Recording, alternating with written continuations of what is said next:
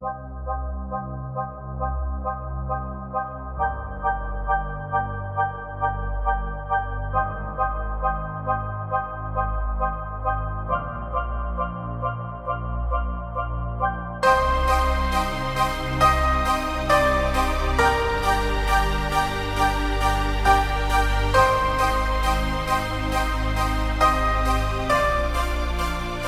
is up, everybody? Bobby here, the Nintendo Guru. We don't need to break down. We know what's going on, right? We're all friends here. We're all whatever. You know, we know how we do this. So here's the thing. It's time. We're going to jump right into this. I got a couple of topics that I want to talk about. We're going to do a little bit of talking. Nintendo Guru Daily. You know how we do this. It's live on Twitch. Wow, what a thing. So I'm going to go through a couple topics. Then we'll read the comments in the chat, answer some questions, go play some games. It's just how we do this thing around here. So the first thing I want to talk about is Fortnite is now allowing gifting. As of the update 6.31, I believe I have that right. 6.31, this patch, this update will now allow you to gift items. So what you would typically do is go in where you're going to buy an item, but it has a tag there now that allows you to gift items. There's a few caveats to this. Number one, only going to be 1 week long. I don't know why that is. That doesn't make any sense to me. Maybe it's just a test run to make sure everything runs smoothly and such. But that said, you have to have the multi-factor authentication enabled in order for this to work. That's number one. Number two, you have to be friends with the person you're buying stuff for at least 48 hours. Makes a lot of sense. Don't want people ripping off accounts and just buying all kinds of stuff. The other thing is you can only gift 3 items within a 24-hour period. Another thing, safety precaution, I kind of like it, like where they're going with this. Also, there are 0 refunds on gifts. So it's kind of one of these things of like, they've got these security measures in place to protect you, but it kind of stinks if someone does get a hold of your stuff and they're saying no returns, no refunds. I'm sure they might work with you a little bit on that. I guess we'll see as time goes on. Gifting will only, again, be available for 1 week.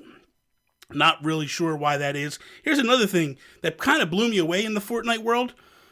Fortnite now has 200 million registered players.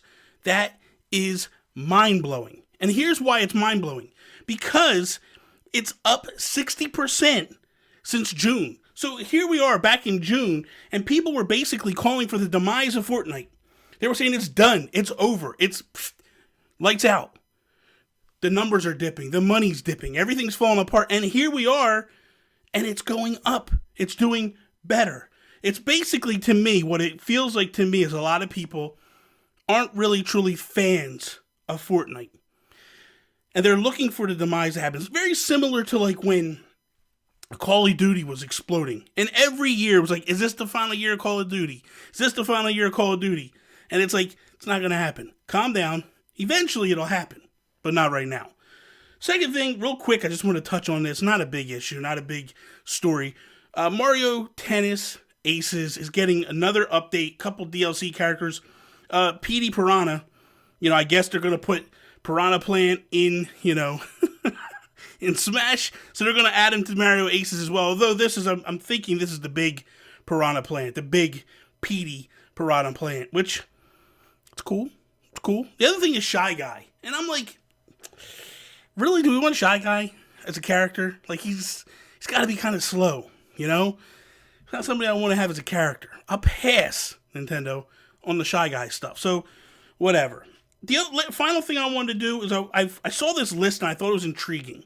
And we'll kind of discuss a little bit after I go through the list. But the top 10 best-selling games on the Nintendo 64 ever. And this list kind of, well, we'll go through it and I'll kind of break it off and discuss as we go through each game. I want to give credit for this list to the Nintendo Insider. They went through years of data and pulled all these numbers and compiled this list. Pretty impressive if you ask me. So we're going to start from number 10, work our way to number 1. Just that makes sense to me, right?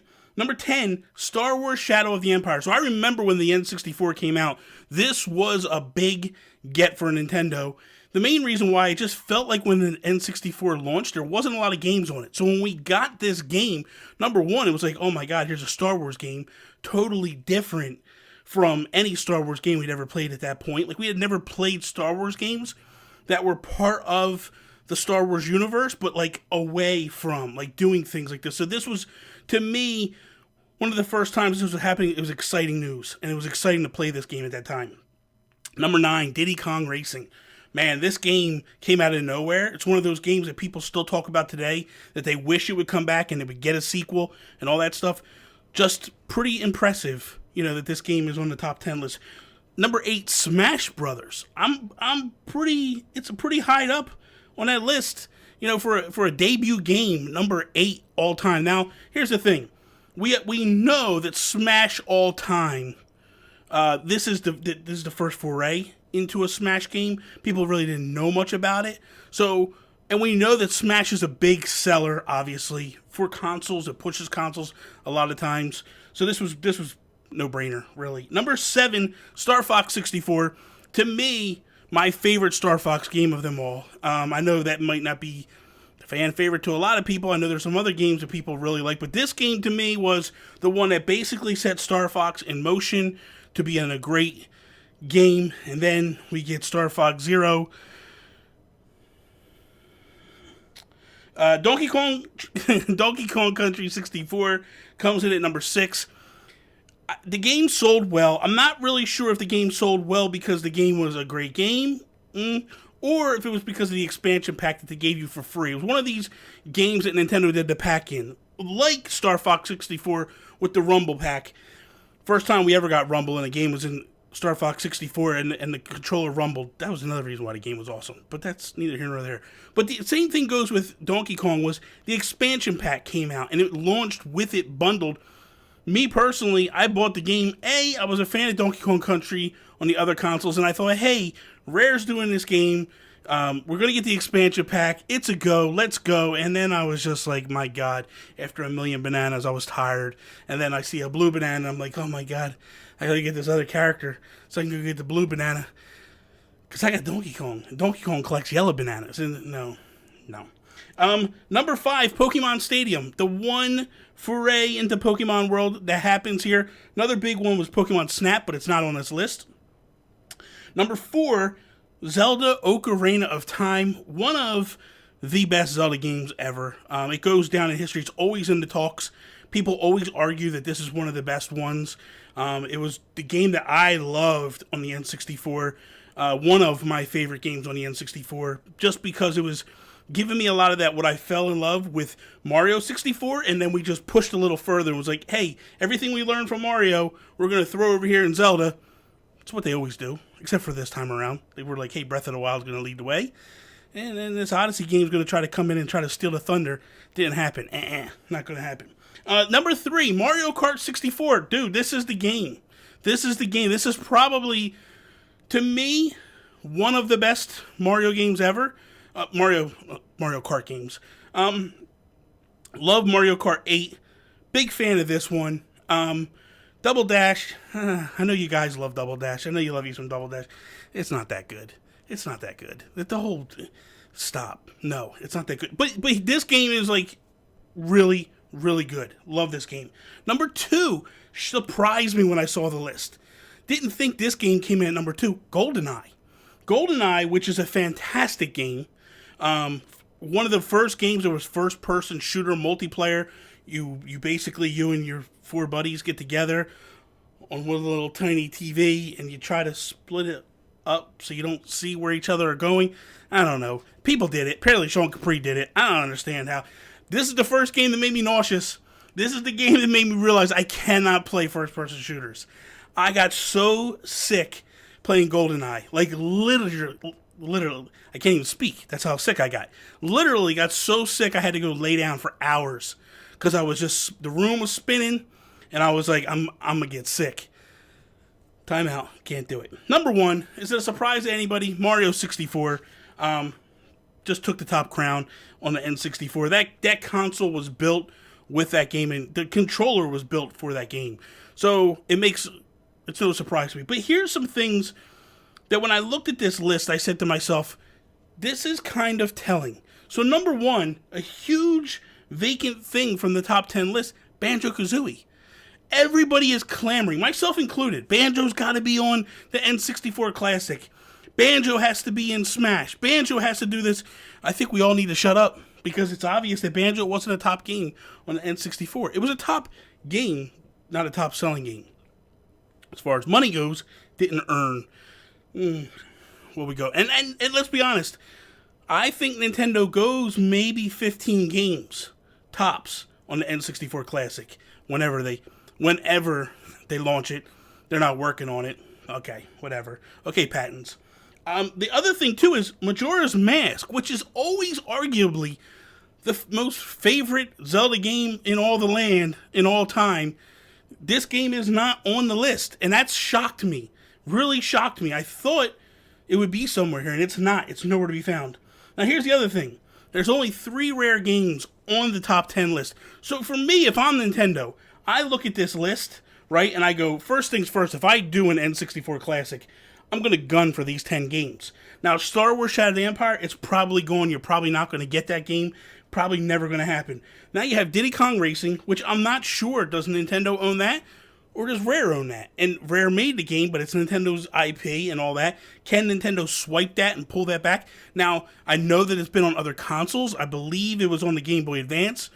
We're on the DS. So there is that history of them bringing it. So there's a good chance that game shows up. But then again, you have Mario Kart. Do you want 2 racers? I don't know. I know I would like to play Diddy Kong again. I haven't played it in so many years.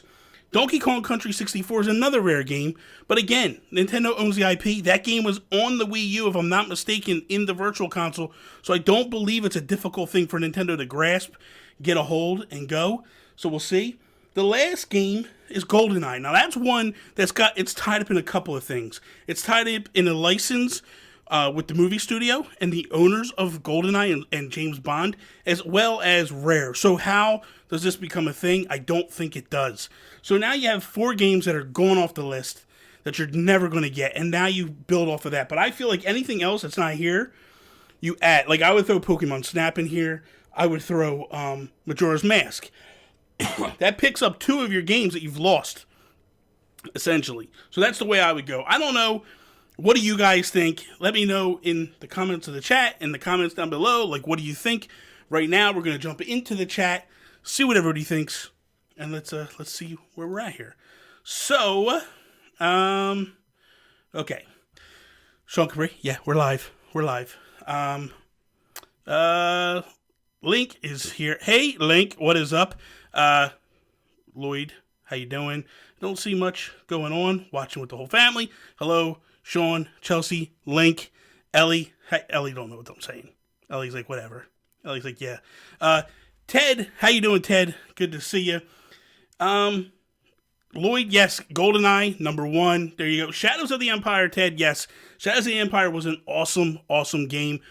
Me, I was a huge fan. And like I said, it was one of these games that you didn't see coming.